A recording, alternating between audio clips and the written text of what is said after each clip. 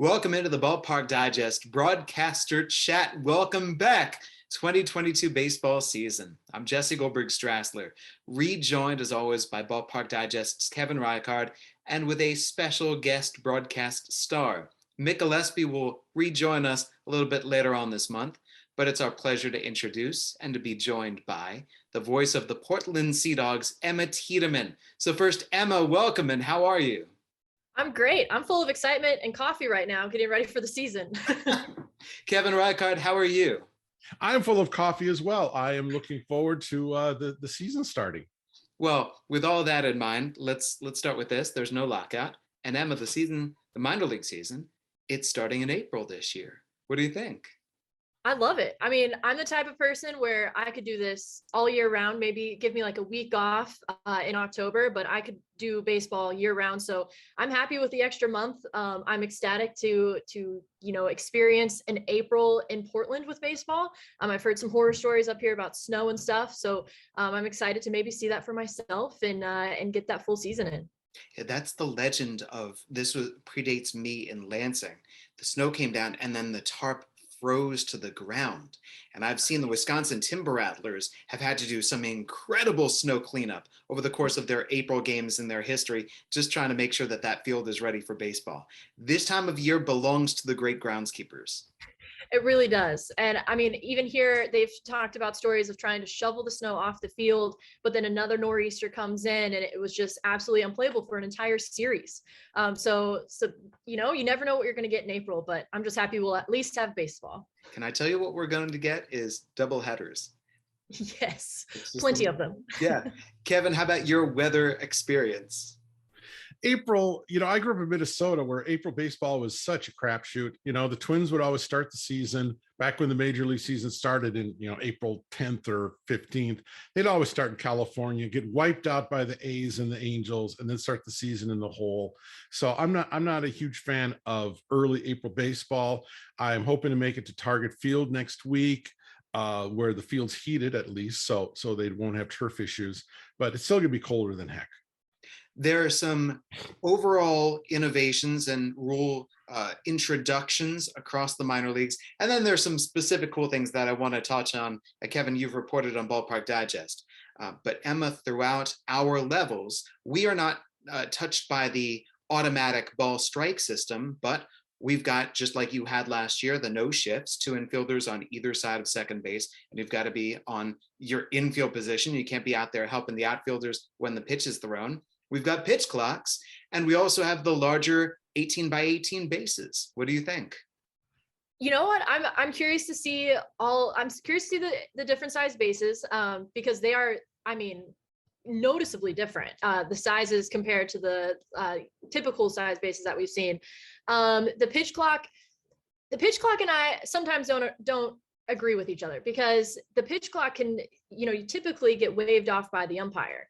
And so I'm curious to see if the umpires can stop waving off the pitch clocks, how that will really affect the game. And I know, this year the pitch clock rule is a little bit different. I think if you step off the rubber, it actually doesn't reset. That's at least what we're kind of talking about this morning as a staff.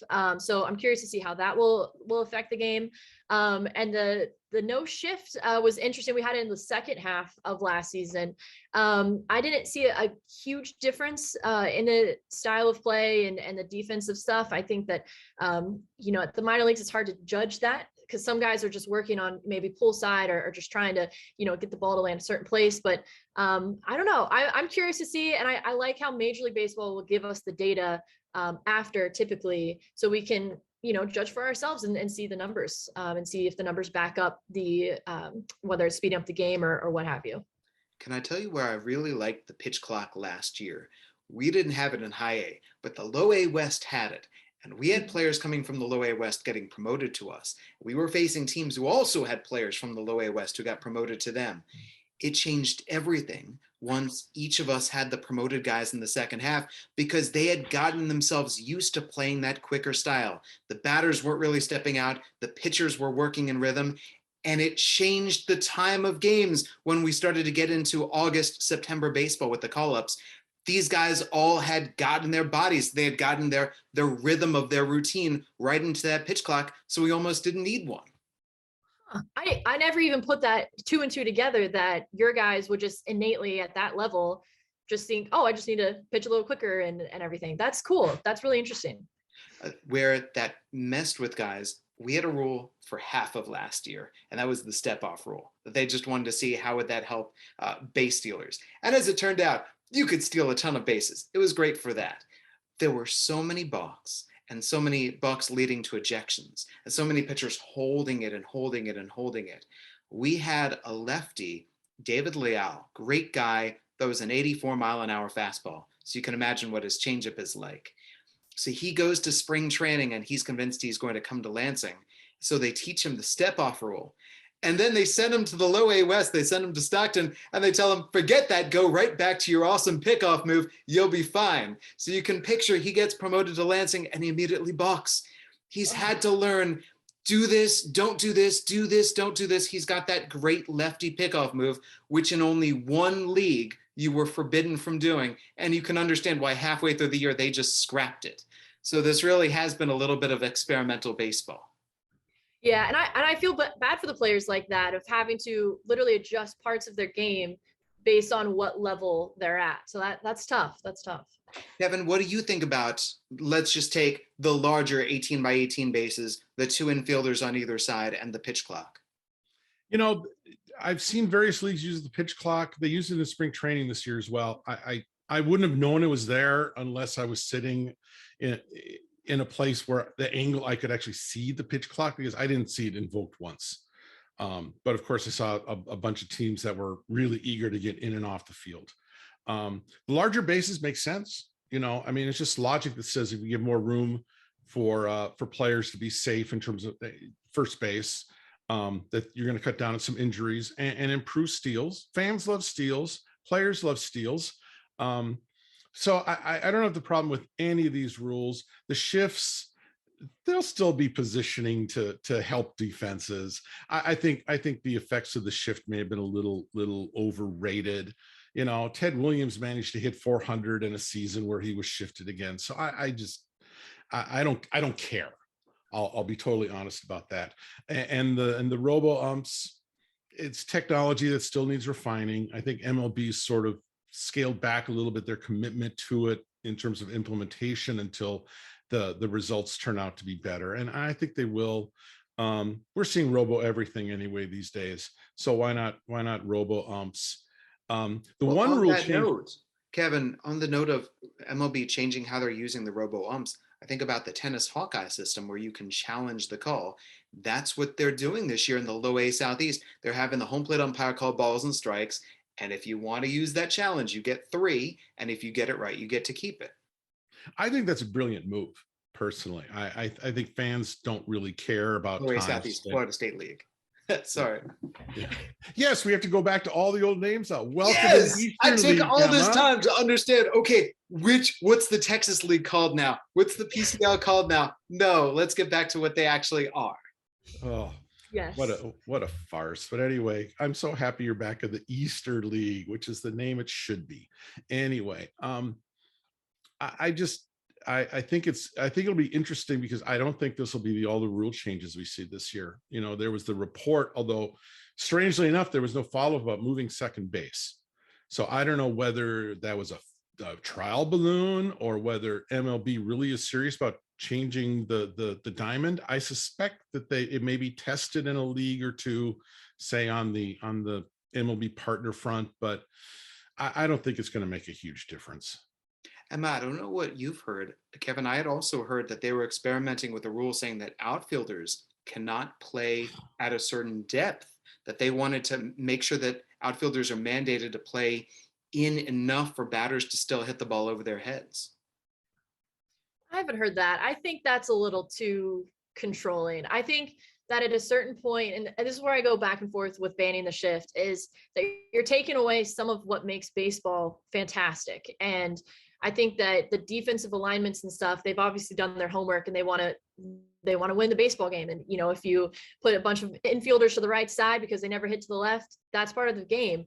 And if you're a hitter and you step up and you're upset about that, put a bunt down. I mean, you put a bunt down the third base side sometime and you're fast enough, that's a double. I mean, that's why it's like I go back and forth with banning the shift because, you know, yes, it's not the most exciting game whenever they always hit a ground ball to the right side, but there's so much more strategy into this game that you could put a bunt down, get a couple hits that way, and then there goes the shift because then they don't know what you're going to do. So if you're going to position the outfielders that same way, I don't know. It's just, it takes away some of what makes baseball so great with the strategy and the kind of mind games at a certain point with the fielders coming in because you hit shallow fly balls versus, okay, you want to position yourself deeper because he'll hit a double to the wall every time. So I don't know. I don't like that one. I'll say that.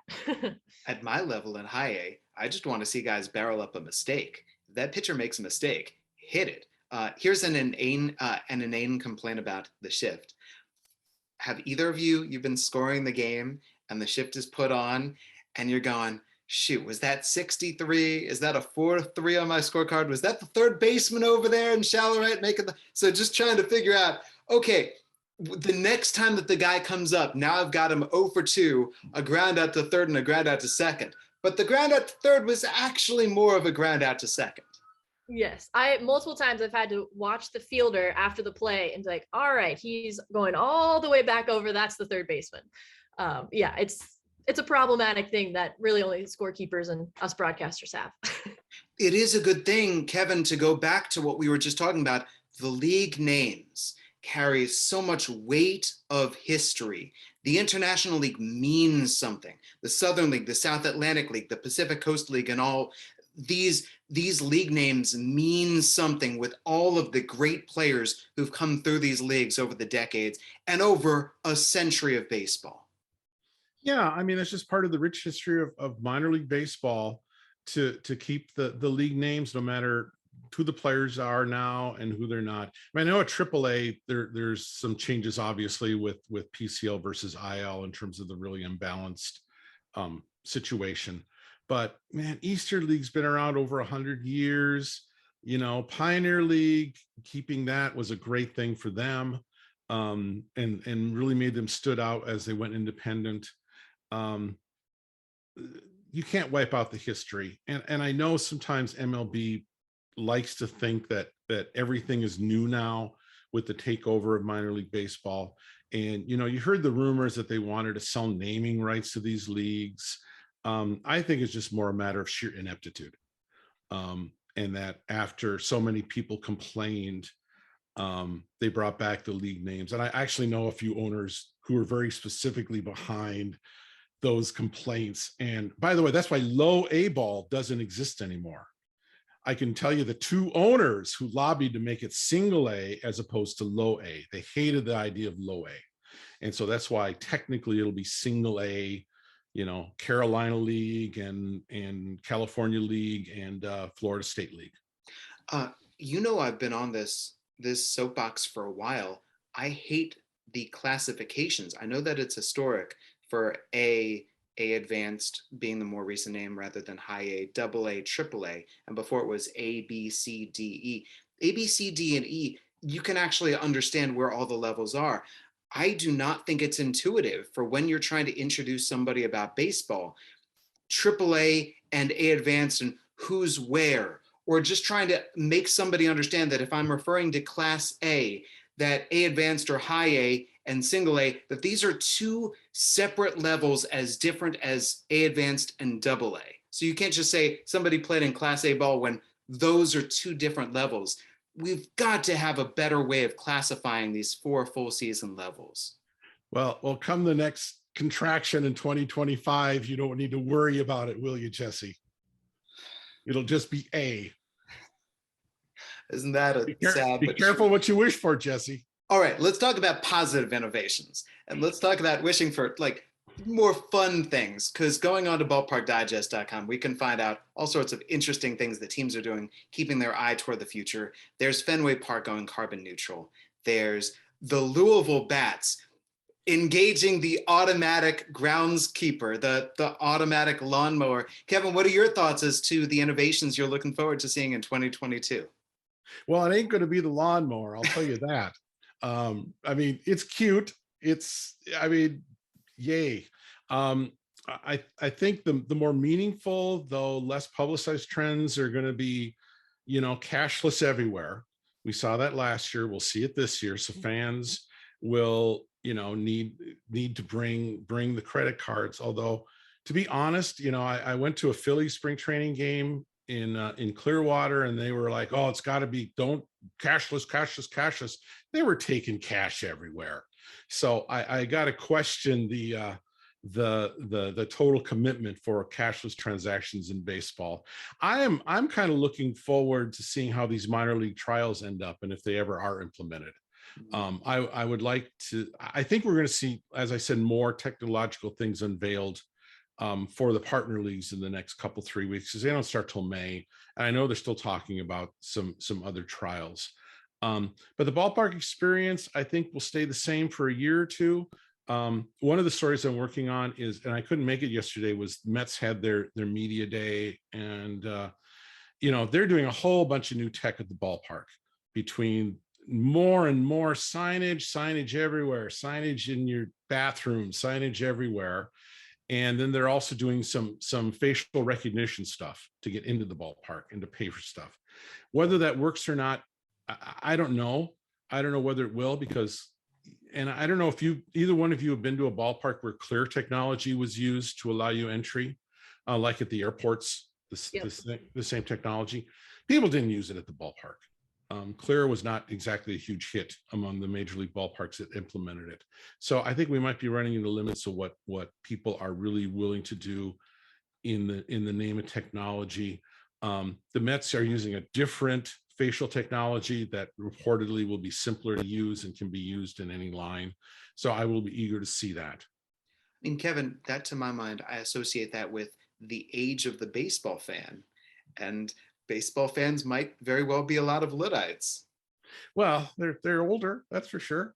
But spring training felt like I personally decreased the average age in Baycare Ballpark by about 20 years, and I'm not exactly a spring chicken.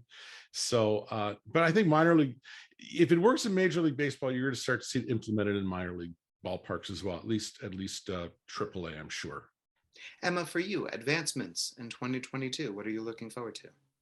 I mean, from the ballpark experience for us in Portland, we took some things that worked in 2021 that we had to implement just because of wanting to keep everyone safe and keep shorter concession lines and stuff. So we'll have the seat delivery back again. I think people loved not missing a pitch or any part of the action or slugger skits or anything like that. They could sit in their seat, order on their phone, and their next round of beers and hot dogs were delivered right to them. And then we expanded that to the merchandise store too. So if they're a little chilly on an April night here at Hadlock Field, they could have a blanket delivered to them. So different things like that.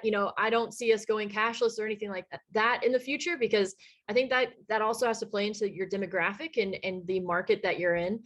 And so I think that our fan base, they love a good cash transaction, but we also have, younger people that could handle the cashless. But I think it's just making sure that it's still accessible to everyone, instead of just catering to the younger fans and trying to make it cool for them. You have to keep in mind everyone who's coming to your ballpark.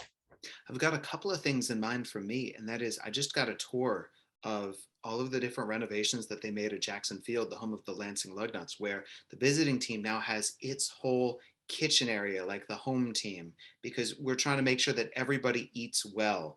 There are the multiple locker rooms, and I know it's baseball, it's clubhouse, the multiple locker rooms for, okay, here's if there are any female employees, female members of this coaching staff, this is a locker room for you. If there are umpires, male and female, here are multiple locker rooms. I think that's really important.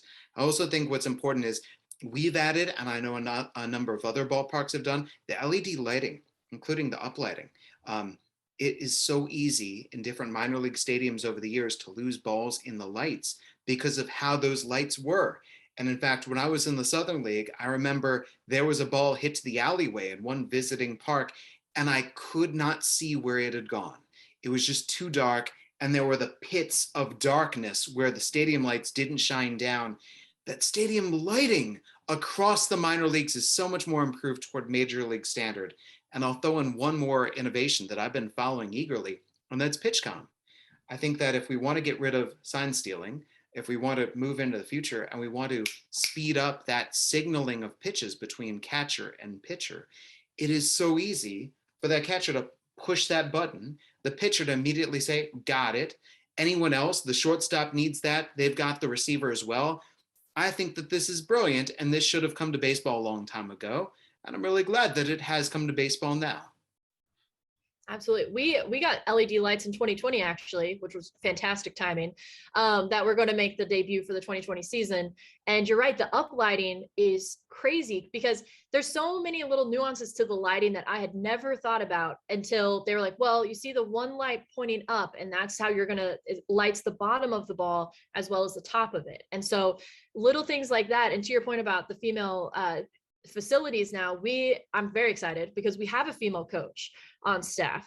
Katie Krall is our development coach, and so we had to renovate the clubhouse a little bit to, not only for her, but then thinking ahead in the future. Well, we have a lot more female coaches now that could be in the fold, so have to make enough room for her, and then maybe we'll have a couple more on staff as the years go on. So there's definitely some of those improvements too that makes me very excited. I'm going to have a fellow female on the road traveling with me, so I won't be alone every game and stuff. So little things like that are, I think I agree, are trending in the right direction. Emma, this brings us to you.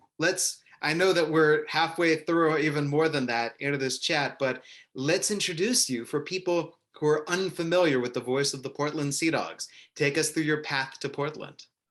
Well, I'll gladly just keep talking about baseball instead of myself. Too late. But I guess I'll introduce myself. So I am the voice of the Sea Dogs. I have been a broadcaster since I was 15 years old. I've worked in baseball since 2014, all the way from Alaska to Oregon to Minnesota to Kentucky, and now to Portland. So I've been literally all across the country for this great game, and I just love calling baseball and love working for a team. This brings us to baseball lingo. You knew that we were going to get there. It's fun for Kevin and I to share our favorite baseball terms, to throw things at Mick and see what he's got. So your choice, dealer's choice, right? Baseball lingo, what's a term that you would like to talk about? So my grandfather actually taught it to me, a Texas leaguer, a little base hit blooper right over the infield. And I grew up in Texas. I grew up going to, Texas League games in Frisco. So Texas leaguer, I like to throw it in every other, not too much because obviously we don't want to overuse our vocabulary, but maybe once a month, I'll describe a little bloop single as a Texas leaguer and the guy reaches. So I think you can use it more than once a month if that. What's the story from the Texas League behind Texas Leaguer? Were the outfield super deep? Yeah, I think it was just the style of their defense at the time. I haven't looked too much into it. Most just kind of, I'm pretty surface level with that lingo, unfortunately, but I'm definitely gonna look it up more after this call. But yeah, I think it was just a style of play in the Texas League at that time. You're a proud Texan. Yes. I've got a couple because Kevin, you sent me a beautiful book. So it's beautiful. Wow. Phillies Presents Baseball Lingo. And Kevin, you'll have to explain because I was duped. I thought when they say Phillies Presents, I thought they meant the Philadelphia Phillies. Yeah, you're not a blunt smoker, are you there, Jesse? I'm not. Phillies are still sold. It's definitely one of your finer drugstore cigar brands still around. Phillies blunts, along with Swisher Sweets and that Green Owls and that whole ilk of cigars you smoke at 1 a.m. after hitting a bar and realizing that a real cigar store isn't open. In the 50s, it was a mainstream brand, and you'll still see Phillies logos in at baseball games actually every once in a while. And that guy's from what, the 50s, Jesse? Yes. And it's a promo for Philly cigars. I mean, you have the blunts, they picture the different shapes of cigars, and a blunt is a shape of a cigar. But it's pretty cool piece of its time. Copyright 1959. And I've got here the table of contents. Oh, by the way, right next to it is the cow milking contest in the minor leagues. But Emma, I have common. the teas. Texas Leaguer, here we are, page 60. Looping fly ball that drops safely between the infielders and outfielders. Puny hits of this and other varieties are also known as seagulls, dying swans, bloopers, bleeders, banjo hits, and scratch hits. It's beautiful and historic baseball lingo. Let I'll me have to use throw one. seagull in Portland. I'll Yeah, have you to should change it up, absolutely call it a because seagull. there are literally seagulls all around. So I'll change it We're- up a little bit. Bring it back into the vocabulary. Why not? Yes. It's been long enough since who was it, Dave Winfield, or was it Randy Johnson who nailed a seagull? Dave both. Winfield. Yeah. Randy Johnson, I'm not sure if the species of bird that he killed was identified. I don't think that bird was identifiable after that. Google it on YouTube, friends, if you don't know what we're talking about. It was like an explosion of feathers. But Dave Winfield was arrested. And I remember, was it Billy Martin afterward who said, Dave didn't mean it. He hasn't hit the cutoff man all year. Right. I also have the Scouting Dictionary, which was from an old Baseball America prospect handbook, which I leafed through, and I found the term marlin. And let's separate the Miami Marlins from this. A marlin, according to the Scouting Dictionary, they surveyed scouts. They said, scouts, give us your best slang. So Emma, I'm going to put you on the spot. A marlin refers to a fish story.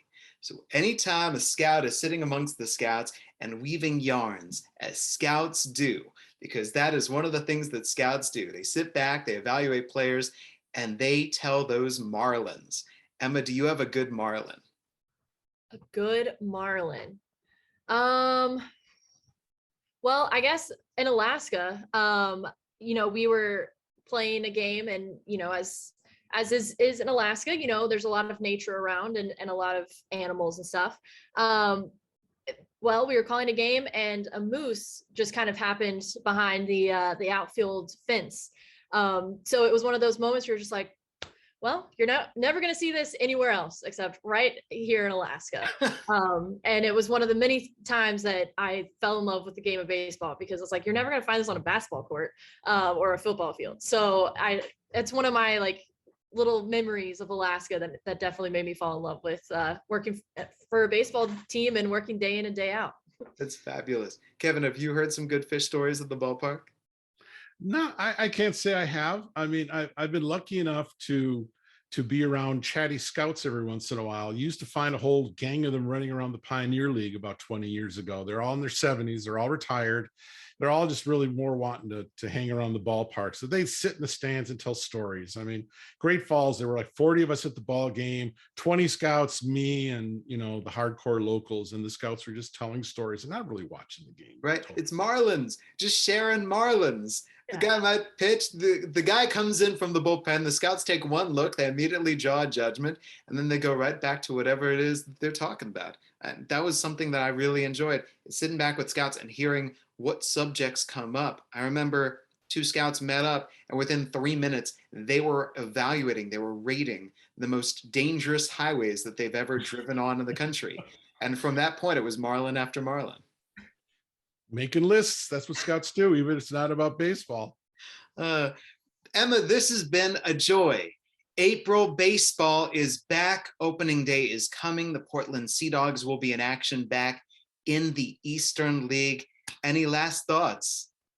No, just that happy that it's around the corner and things are feeling normal, and we're back in the Eastern League again after our very brief stint in the Northeast League.